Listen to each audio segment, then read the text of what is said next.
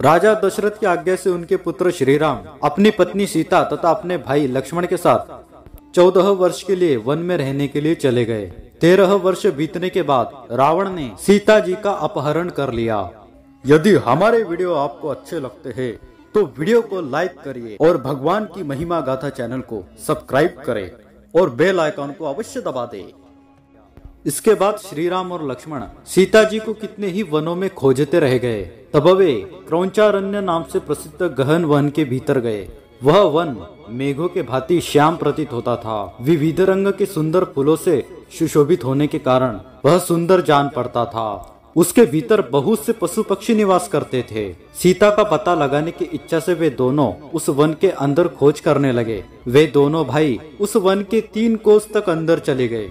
वह वन बड़ा भयंकर था। उसमें बहुत से भयानक पशु पक्षी निवास करते थे।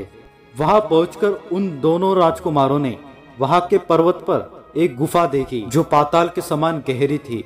वह सदा अंधकार से भरी रहती थी। उसके समीप जाकर उन दोनों नरश्रेष्ठ वीरों ने एक विशालकाय राक्षसी को देखा जिसका मुख बड़ा विकराल था। वह छोटे छोटे जंतुओं को भय देने वाली तथा देखने में बड़ी भयंकर थी। उसकी सूरत देखकर घृणा होती थी। उसका लंबा पेट, तीखी दाढ़ें और कठोर त्वचा थी। वह बड़ी विकराल दिखाई देती थी। भयानक पशुओं को भी पकड़कर खा जाती थी। उसका आकार विकट था और बाल खुले हुए थे। वह राक्षसी उन दोनों वीरों के पास आई और अपने भाई के आगे आगे चलते हुए लक्ष्मण की ओर देखकर बोली, आओ हम दोनों रमण करें।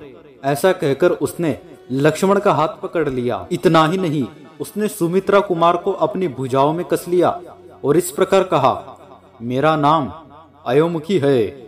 मैं तुम्हें भार्या रूप से मिल गई तो समझ लो बहुत बड़ा लाभ हुआ और तुम मेरे प्यारे पति हो। प्राणनाथ वीर, यह दीर्घकाल तक स्थिर रहने वाली आयु पाकर तुम पर्वत की दुर्गम कंदराओं में तथा नदियों के तटों पर मेरे साथ रमण करोगे। राक्षसी के ऐसे कहने पर शत्रुसूदन लक्ष्मण क्रोध से जल उठे। उन्होंने तलवार निकालकर उसके कान, नाक और स्तन ही काट डाले। नाक और कान के कट जाने पर वह भयंकर राक्षसी जोर जोर से चिल्लाने लगी और जहां से आई थी उधर ही भाग गई। इस प्रकार लक्ष्मण जी ने अयोमुखी नाम से प्रसिद्ध उस भयंकर राक्षसी को दंड दिया। यह कथा आपने पहली बार ही सुनी है तो सभी मित्रों से इस वीडियो को शेयर कर दीजिए। हम रामायण और महाभारत से जुड़े ऐसे ही अद्भुत प्रसंग सुनाते रहते हैं जो अधिकतर लोग नहीं जानते। वीडियो अच्छा लगा है तो वीडियो को लाइक कर दीजिए और कमेंट में जय श्री राम अवश्य लिख दीजिए।